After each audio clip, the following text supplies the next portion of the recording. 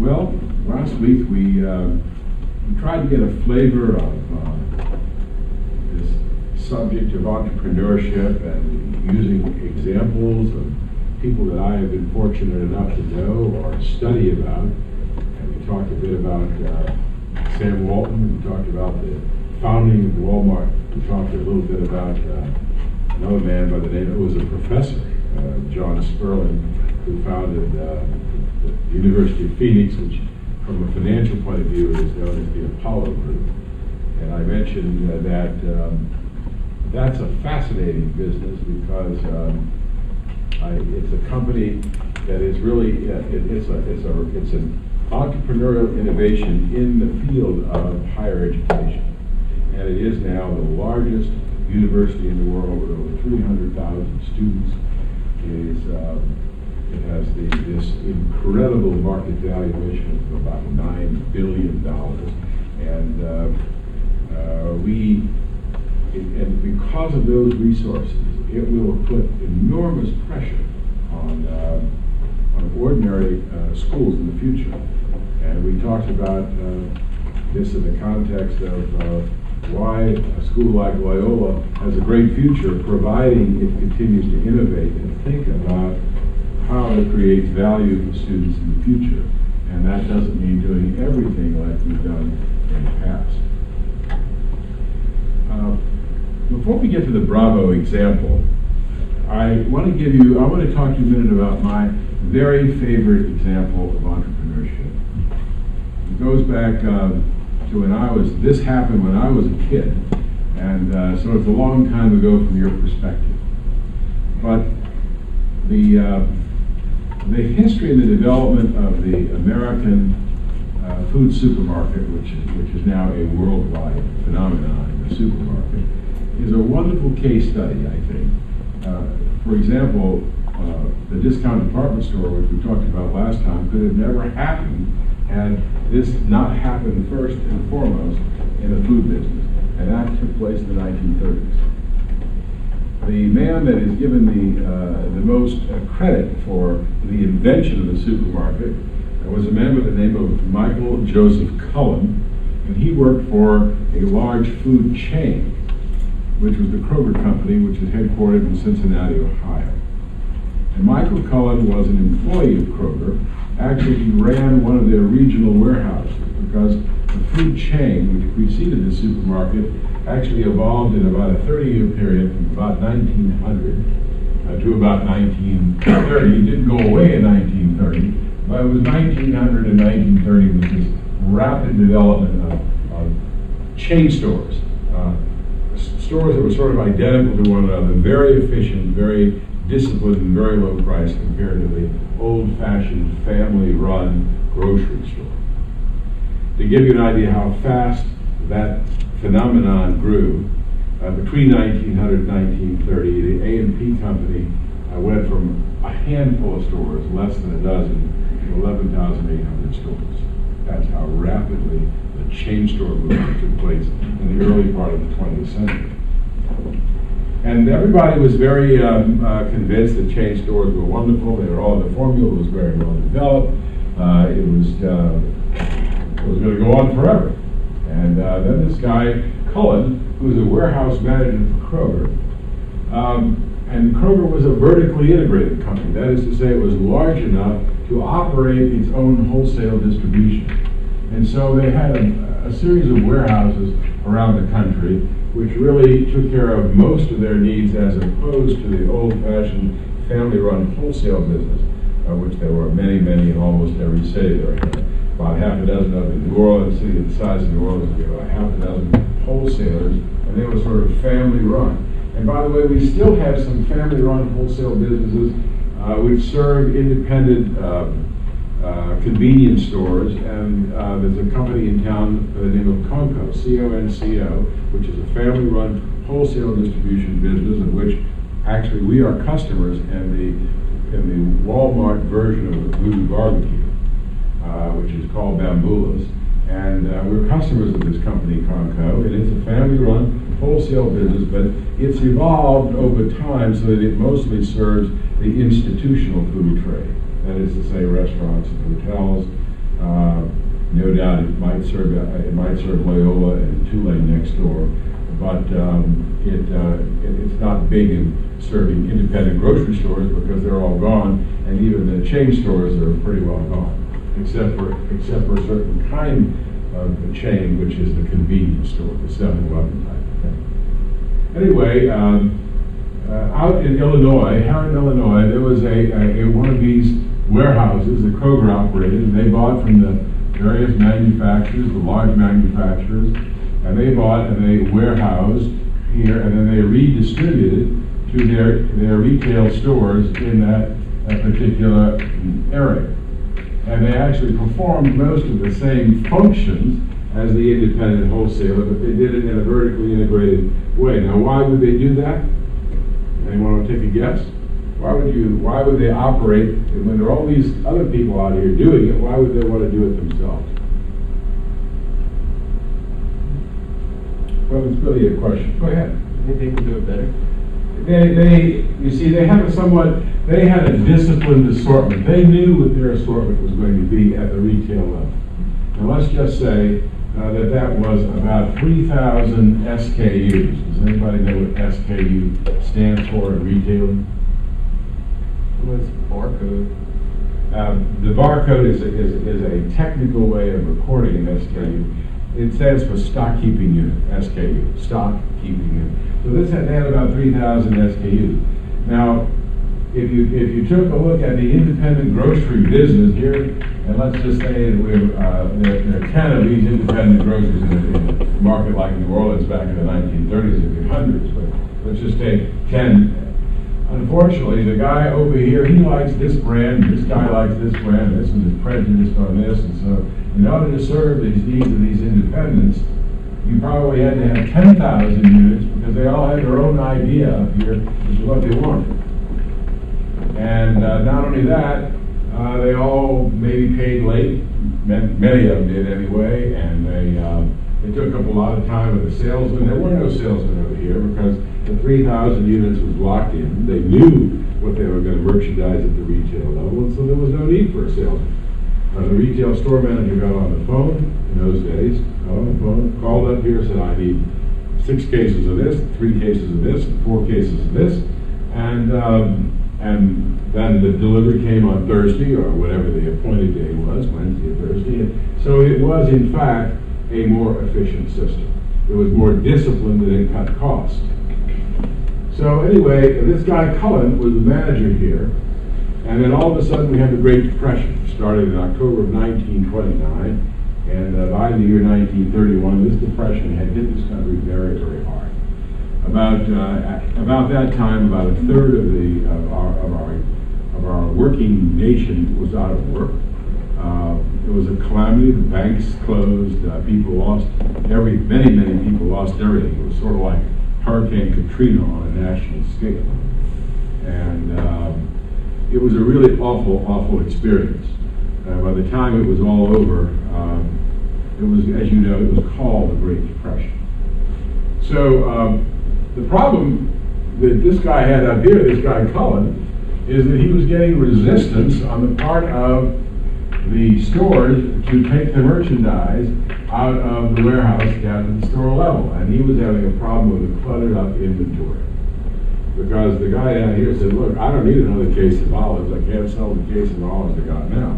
I might be able to sell the bread and the butter and the basics, but anything that even remotely looks like a luxury item is sticky. I'm not selling enough of it. On the other hand, this guy's reporting to somebody in Cincinnati, Ohio, and he says, Michael, your inventory is sluggish, and what are you doing here? You know, so he wants to move the merchandise down. This guy's resistant, and so the whole system is kind of getting sticky. So Cullen got an idea. He'd heard about a man over in Memphis, Tennessee,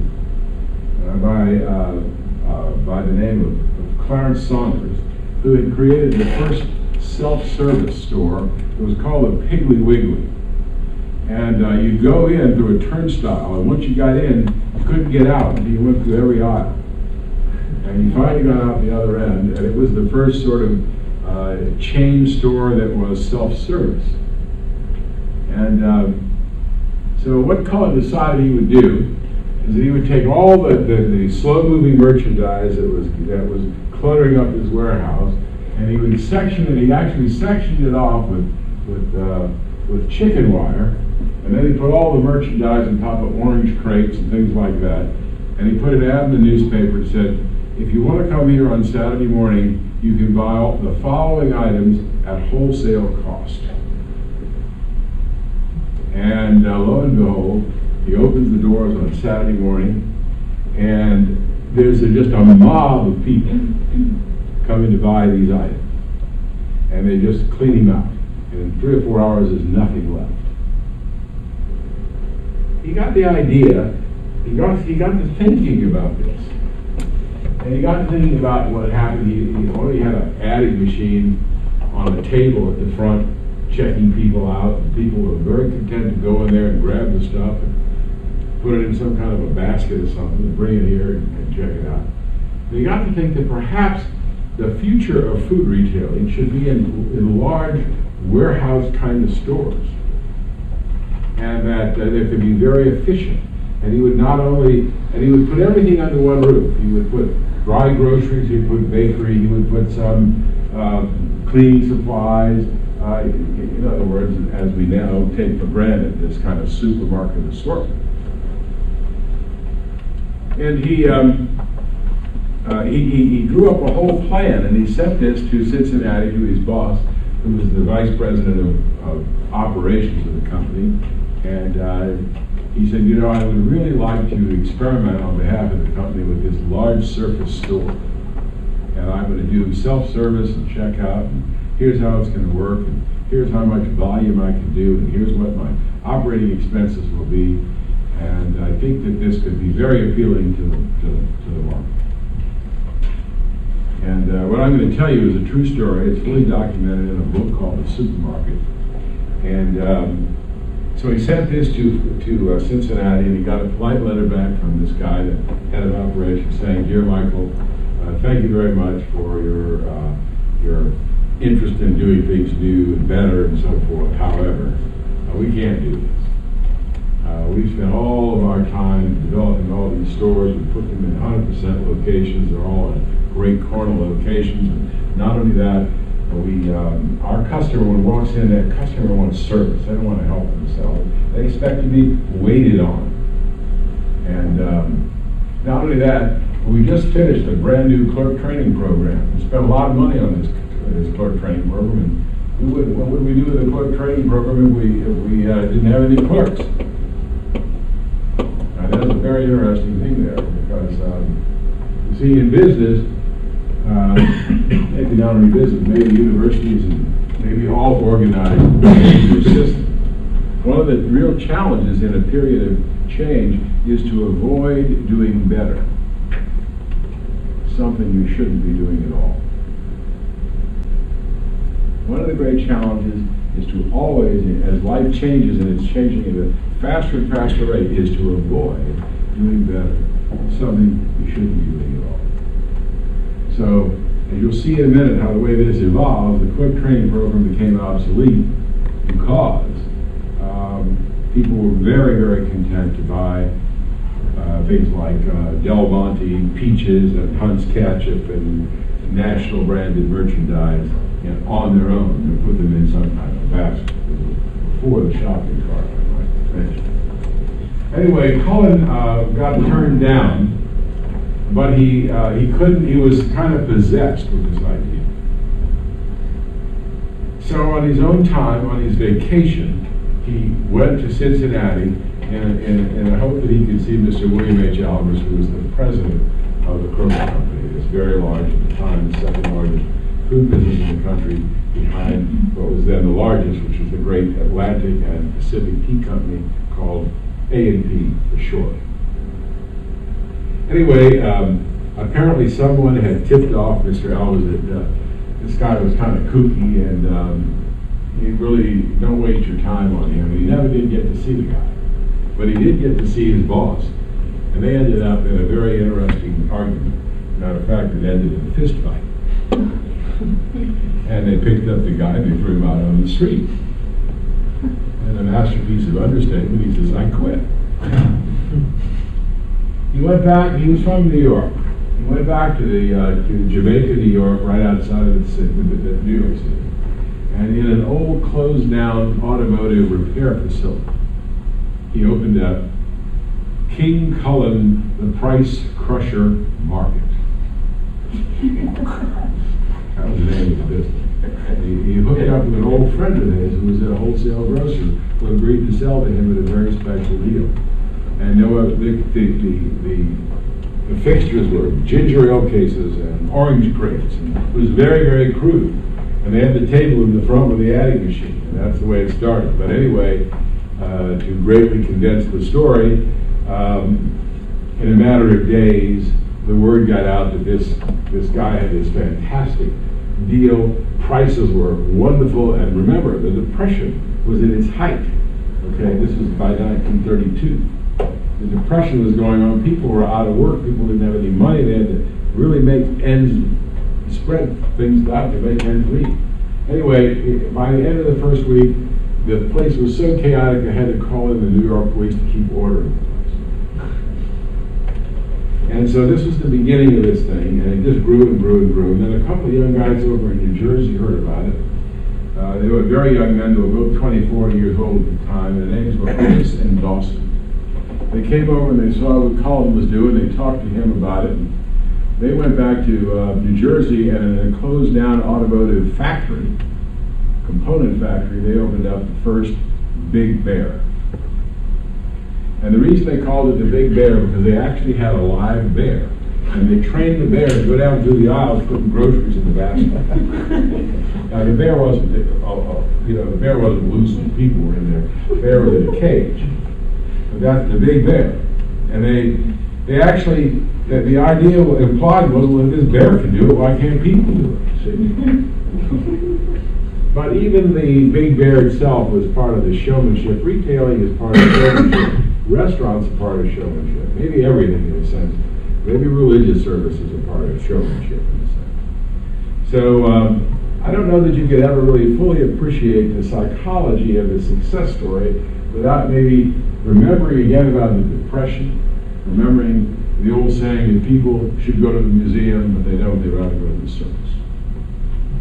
And so maybe to really understand the Big Bear, you have to understand it in the context of some little kid saying to his mother, Mommy, take me to see the Big Bear, Mommy.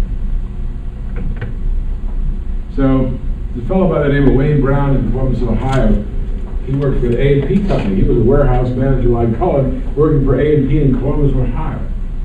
He heard about what was going on, and he went to see this Big Bear. When he got there, he went over to see Cullen, the price crusher. And then he went back to Columbus, Ohio, and he quit A&P, and there was a skating rink, a roller skating rink next to the Ohio State University. When I was a graduate student there, it was still there, the skating rink. And he converted this closed skating rink to a supermarket, a large surface store. By the way, he didn't use the word supermarket. It wasn't invented yet. It came a year later. So he had the same thing. All of a sudden he creates a riot in Central Ohio. And people are coming from all over to buy in his Big Bear. By the way, he didn't even have enough imagination to use a different name. He just copied the name. He was also the Big Bear. And anyway, Columbus, Ohio is 120 miles from Cincinnati. Kroger was very, very well represented in Columbus, Ohio, and all of a sudden their business goes flat. And this guy, Bill Albers, finds out about it, and he says, what's going on in Columbus? And they tell him that there's crazy man's up there selling everything at cost, or almost cost. So Albers goes up to see this thing in Columbus. And when he sees it, he sees the intensity of it, and the people, and the amount of people how much people are buying. And he, instead of going home, he puts himself on a train and goes over to New Jersey to see the Big Bear in New Jersey. And then when he got finished with that, he went over to Jamaica, New York to see Michael Cullen. And Michael Cullen was flattered that the president of the second largest grocery chain in the world was coming to see him. And Michael sits down with Bill Albers and shows him the book, shows him the whole economic model. Today we call it a business model. We change words every once in a while just so we don't get bored.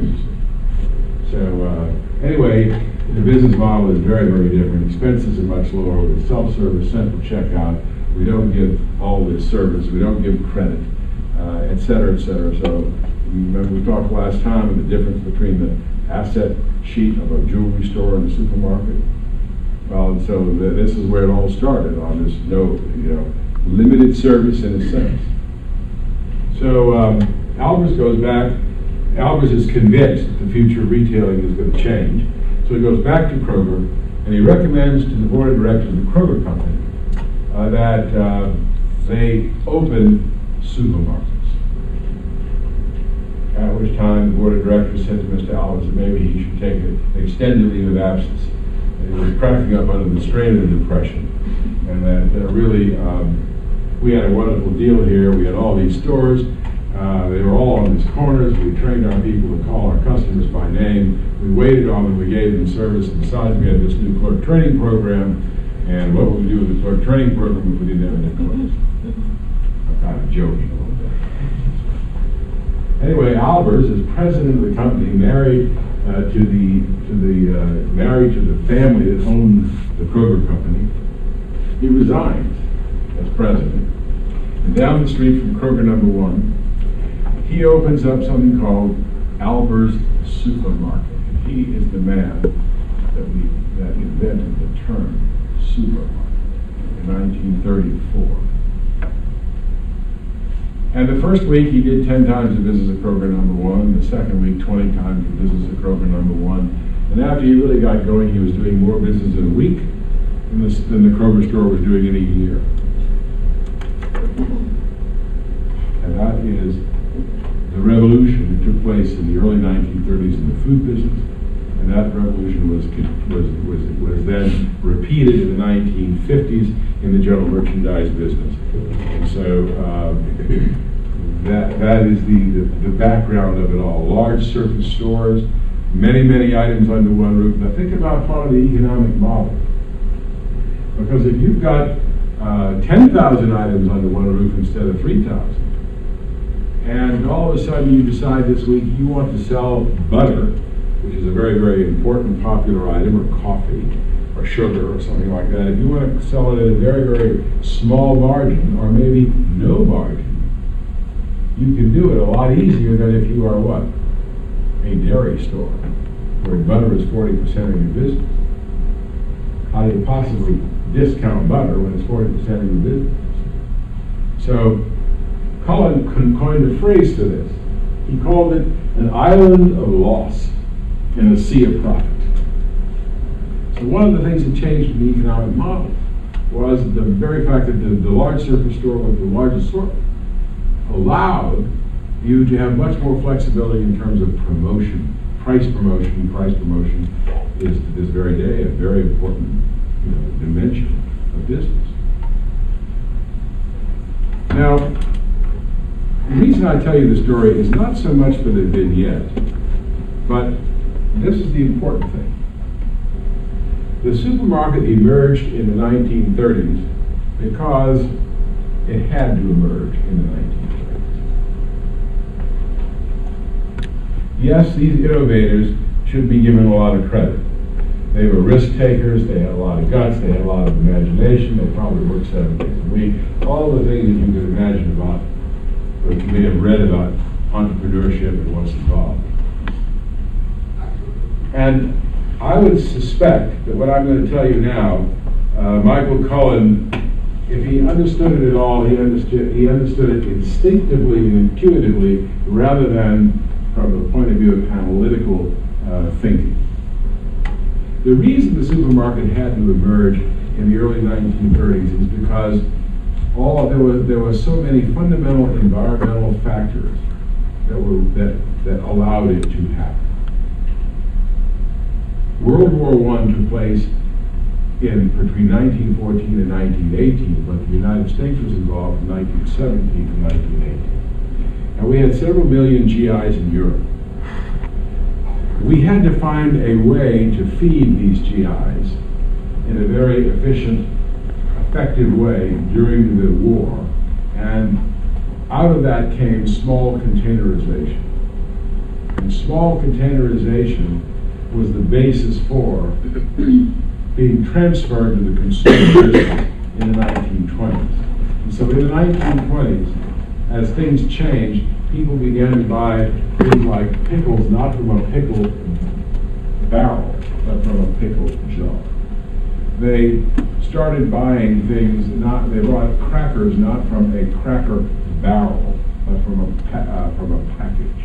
There's even, a food chain called Cracker Barrel. And because in the old days, and before the supermarket, a lot of things were sold in bulk. They came to the retail store in a great big thing, and somebody did in fact help you to 2 pickles or 3 pickles, or to this, that, and the other. And by the way, this is not completely obsolete. You can still go to a deli counter and say, I'd like to have a half a pound of salami. And they'll take it out and they'll cut it for you and so forth. But many things, of course, are prepackaged. That all started with the war, and then evolved during the 1920s. It was during the 1920s that the radio was invented. Actually, it was invented just before 1920, and then it became a popular thing in the 1920s. And all radio entertainment was free to the consumer. However, the consumer was confronted with an occasional, sometimes not too occasional, what? Commercial. And the emergence of national brands came as a result of the radio, which came as a result of the commercial. Also, just about that same time, I forget the name of the person that invented it, but we invented the 4-color high-speed printing press, which was a great facilitator for national magazine. And it was during this particular period that Ladies' Home Journal and many, many other national magazines emerged. Not only that, the post office the U.S. Post Office, because of a law that was passed, had a special rate to send printed matter through the mail at a much lower price than first-class mail. And that still prevails today. Something else happened in the 1920s, really important, which was the invention of the electric refrigerator for the home. And as a matter of fact, it's even more profound than that, because we not only had the refrigerator for the home, but we had refrigeration developed for the entire supply chain system. That word wasn't used in those days. But the entire system, we had refrigeration in trucks, we had refrigeration in rail cars, and then we had refrigeration in wholesale warehouses. We called them, even in those days, they were very specialized. They were called cold storage warehouses. They still exist, by the way. And so what happened as a result of refrigeration coming through the entire distribution system is that we greatly extended shelf life of product. You can understand. You see what I mean? In other words, instead of the peaches going bad in 2 days, they went bad in 6 weeks or something. And the big move to once-a-week shopping could never have happened had it not been for this revolution in refrigeration in the system. Because now, the product that you bought today was not only good today and tomorrow and the next day, but it was maybe good the next week. And you put it in your own, you had an electric refrigerator at home, and it came to you in much better condition. The point I want to make to you is that all of these conditions were there so that the supermarket could happen. They couldn't happen before. And there's about a dozen more that I'm not going to take time to mention. So as you try to think through opportunities, what are the opportunities in business? You certainly must always start with being sensitive to the environment. You have to be sensitive to changes in the environment. It's not just changes in competition, it's changes in the environment. I talked with one of our trustees this morning, Henry Muniz, and Henry is a very valuable trustee of this university. And he's chairing the Buildings and Grounds Committee, the trustee. We all in the organ, we have different things that we serve on. And I'm working with Henry, and one of our great goals is to really help the president, help the administration with physical plans, and to kind of spruce up the physical plan, make it a lot better in many, many ways. And why do we have to do this? We have to do this for a lot of reasons. One is that competition forces it. Because when you guys went around looking at universities, one of the things that impacted you was the physical plan. And one of the things in the future will be. Many of you have had the luxury of living in homes with your own bedroom. Some of you had your own bedroom and your own bathroom. And you might come here and change your lifestyle a little bit, but on the other hand, you probably don't want to live like an Army recruit did 40 years ago. And so, yes, competition is fundamentally important, but it's also that whole environment of who you are and where you are, and things change. We are a much more affluent nation than we ever were, and so the university has to adjust to that. Now, there's a little bit of interesting nuance to that, because you see, since this is a Jesuit institution, and since Jesuits take a vow of poverty, we have to be very careful not to confuse personal poverty with institutional poverty. We can live, some of us, not me, but some people can live with personal poverty, and that's very admirable, I suppose. And I'm not criticizing it in the slightest way. But many of those same individuals, you know, who are willing and able to live a life of personal poverty can't confuse that with institutional poverty, because we can't be impoverished as an institution.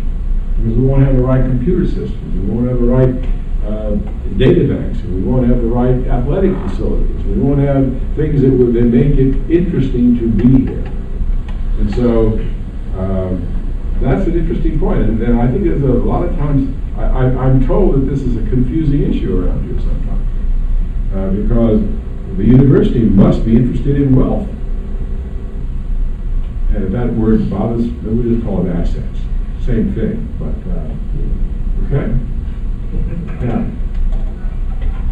it was with this background in mind that I of course, spent my life both as a student, as a graduate student, and as a professor. My research was in this whole area of institutional change, primarily in retail and service industries. And so when my oldest son, as I mentioned to you last time, said, "Dad, I really don't know what I want to do," and then later on he said, "Maybe it should be hospitality." And so we then sat down and we started looking at, well, what are the trends? What could possibly work in this space that I told you about last week, which was this beat-up, going out of business restaurant in the historical section of Columbus, Ohio. And I had the benefit, of course, of world travel. My son had the benefit of some travel. His mother did as well. And so we began to look around and think about Columbus. And by this time, TGI Fridays was well established in Columbus and hugely successful. And most of you have been to TGI. How many people have not been to TGI Fridays?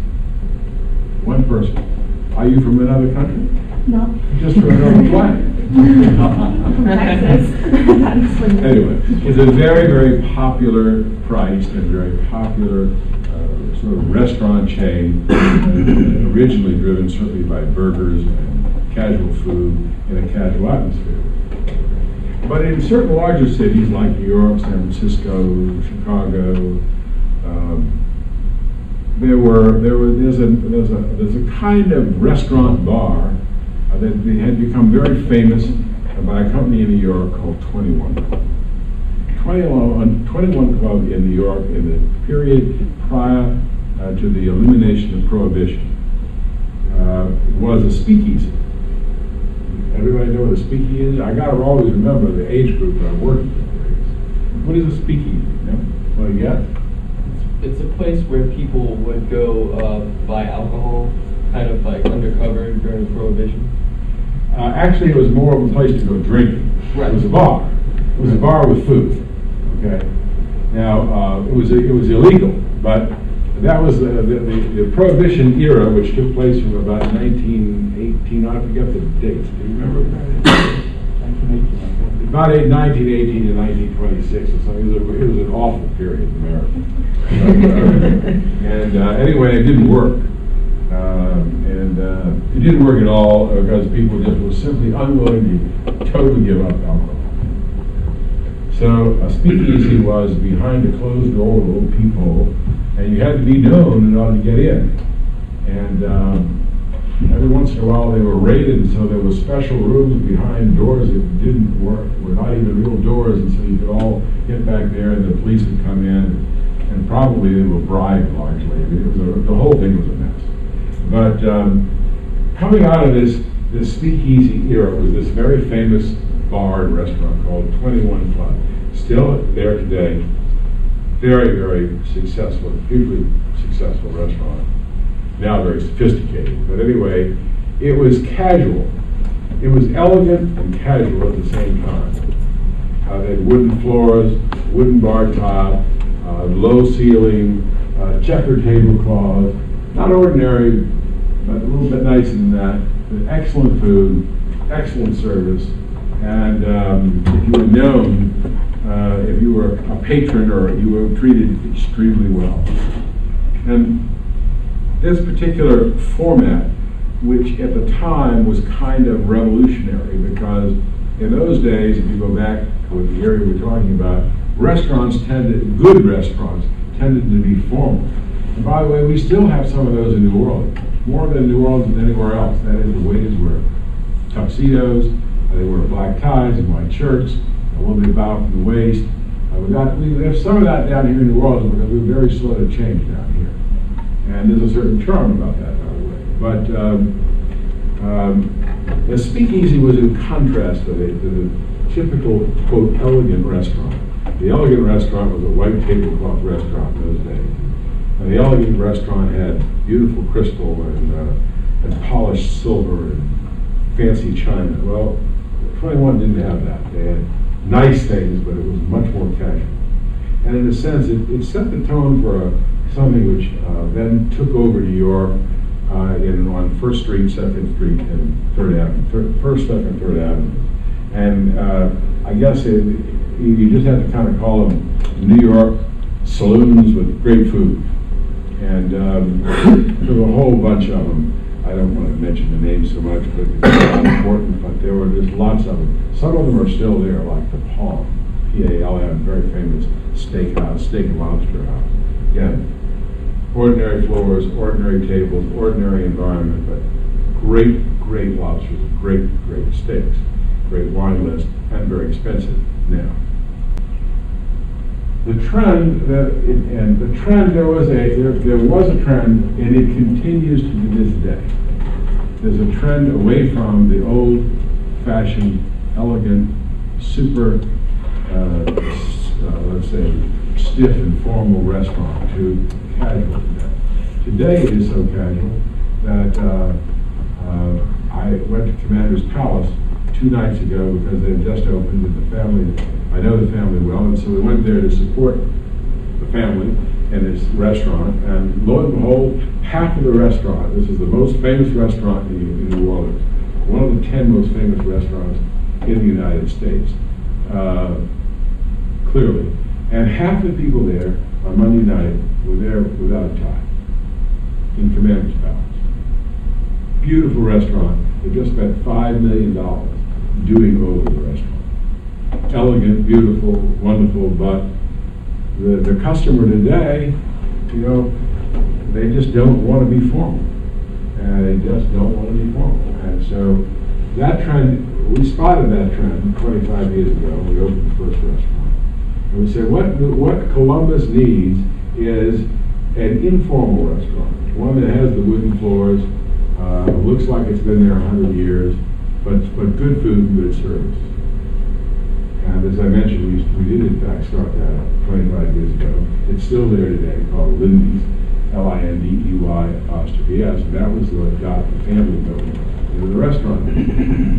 As I also mentioned to you, my sons, 2 of them, Chris was still in school here at Tulane, but Rick was out of school. He went to Cornell, got his MBA at the hotel management school there, and came back, and instead of just wanting to be involved in a single restaurant, he tried fast food with some friends of his, who, by the way, used to work for me, and they have a company called the Steak Escape with about 200 franchised Philadelphia cheesecake sandwich type of restaurants. I don't know if I mentioned this last time, but I think I didn't I, about how he wasn't terribly successful in that business. What happened was that so much of the sales was going to the franchisor that he didn't really have enough to really kind of grow it. So he sold these off. He had about a half a dozen of these. He sold them off. And then is when we started talking about the Bravo business. What is Bravo? Bravo is Italian restaurants, by the way, are certainly not new in the United States, because the whole history of Italian immigration, which started in the 1860s and got big time in the 1870s, 80s, and 90s. Italians were really important in America in certain cities, and still are. Boston, Massachusetts is still very heavily influenced by Italian. San Francisco, New Orleans. And we've had Italian restaurants and Italian people in New Orleans for a long, long time.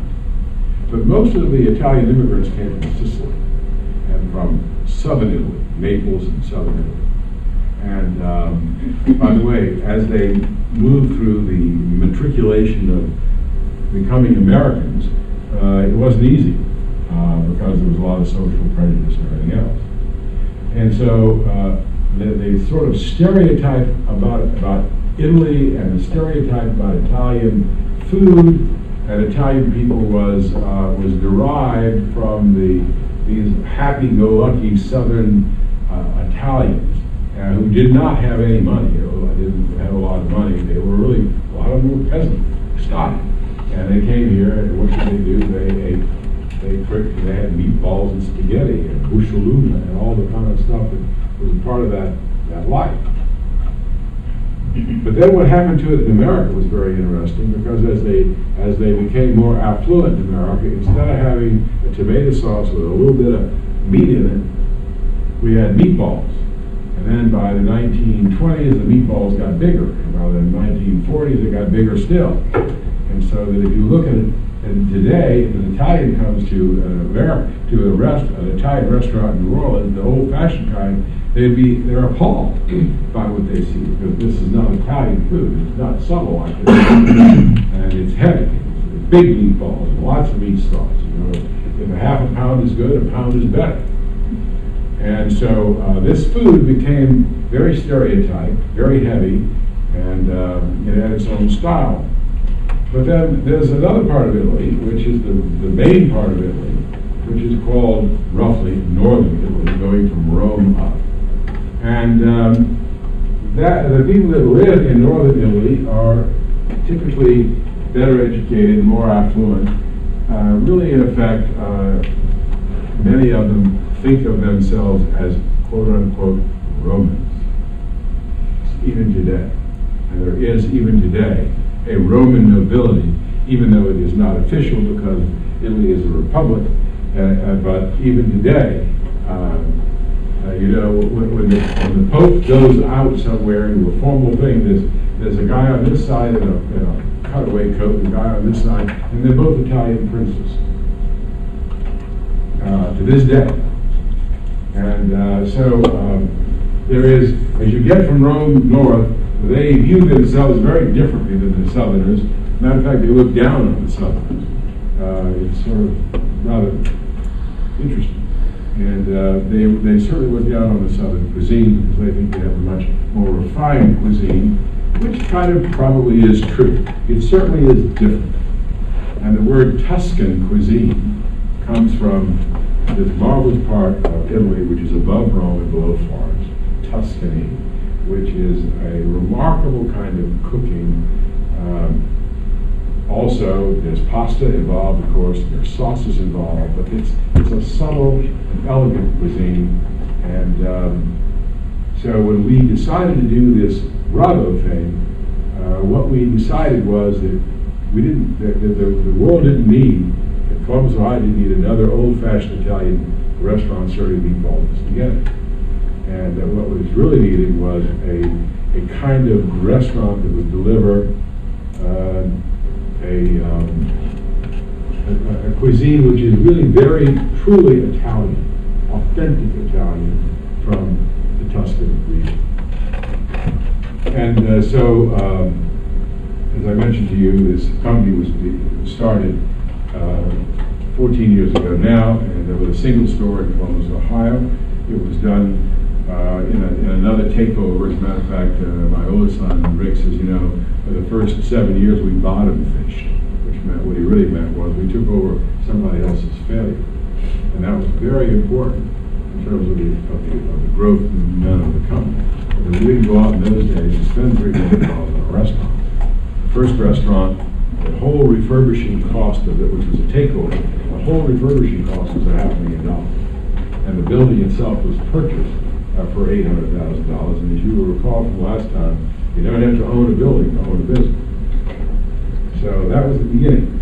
And the first store was very successful, probably not completely unrelated to the fact that my sons by this time were known for the family restaurant, Lindy's restaurant.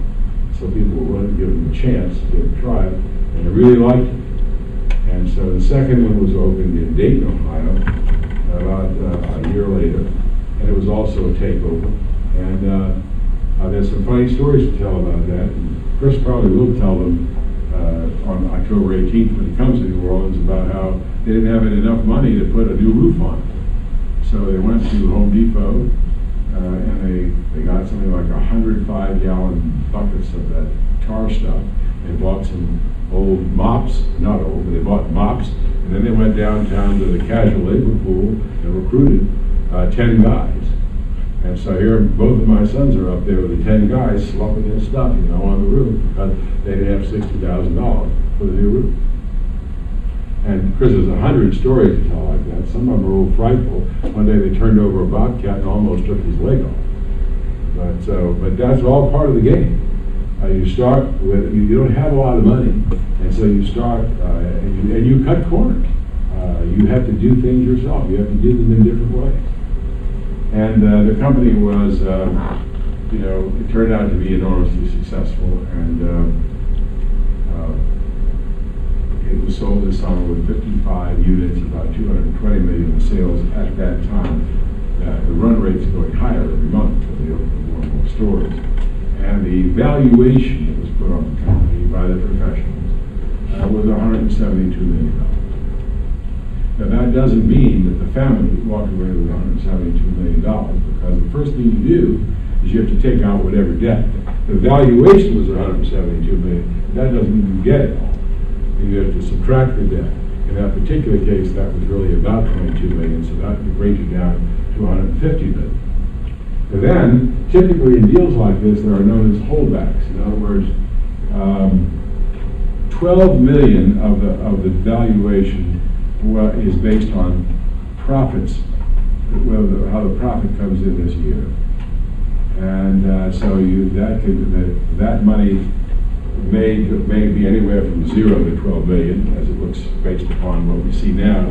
Might be about half of that because the restaurant business has been a little soft. Not our company, but everyone. And so then coming off of the 150 is this holdback of 12, with some distributed at the end of that period. Another 8 million is held back for technical reasons. In other words, when your company is sold with a purchaser, you've represented that you've got these assets and this and that and the other. Well, that doesn't mean you're going to get all that, because if they interpret the financial statements differently, there's negotiation that goes on there. In any event, whatever number is used, it's a big number. And then the thing that is really important is that, again, the family is getting all of it, because approximately 20 million of the total was distributed to all the key employees. And this company has 5,000 employees in 55 stores. Rick and Chris did not do it by themselves. And many years ago, they put in place a stock option plan to retain key people and also to attract key people. Because as the company grew, they did have different kind of talent. And so about 20 million of it was distributed to various employees, key employees. And then the rest, which was a very large sum, went to all the various family members in proportion to their stock ownership, of which the two sons, the founders and operators, did receive the majority of this money. And so if you look at it now, They're in the process right now of working with professionals to help them manage money. And then the question is, what do you do with all that? Well, Rick is 48, Chris is 43. And Rick stayed with the company. He's the CEO. He stayed with the Bravo Brio business. My youngest son, Chris, did not stay with the company because he elected to do something else. And this all started with a discussion 2 years ago, when this will be the last point because we have to quit now, right? I said, Chris, if you're going to build this thing from 50 to 100, you're going to really have to go to the Harvard Business School. You have to go to Kellogg, which is Northway. You have to go with for 2 months to an AMP program. AMP means Advanced Management Program. And these are very tough programs. You don't take your family. This is no fun. This is 6-7 days a week of a grind. But by the time you're finished, you really know a lot. And my son said to me, he said, Daddy, he said, I don't want to do that. He says, I'm really not interested in doing 50 to 100. He says, I'm really good at 1 to 50. He says, I want to do this again. And now I'll know all the mistakes I made before, and I'll make fewer of them. And I want to do it again, 1 to 50. And we are in the process of cooking up a highly innovative business with fewer problems than the Bravo Brio business had. And I'm going to just give you one last illustration of an environmental problem that is challenging that business. Not so much that business, but all restaurants. There's a very good chance that we are about to close the borders in the United States. And if we close the borders to illegal immigrants, and I am not making any comment as to the desirability or the undesirability of that, I'm talking about an environmental fact. If we close the borders in the United States, it will severely and profoundly impact the existing restaurant business negatively. Because probably some 15 to 20% of total employees in restaurants are illegal immigrants. And I don't know how these businesses are going to function, quite frankly, without people in the future. What does that mean? That means that will force a change in the behavior and the operating profile, or use a more elegant term, the business model of restaurants. And so what we are doing is building a business model which anticipates changes of this type. And the next time that I come back, which won't be for a month or so, when I come back, we are going to build that model here in this class, anticipating environmental changes which are taking place that impact the restaurant business and consumers, and see if we can build a type of business which appeals to one or more broad segments of the market in a very, very efficient way, and which also would be a high yield way in terms of sales, compound sales, and earnings increase.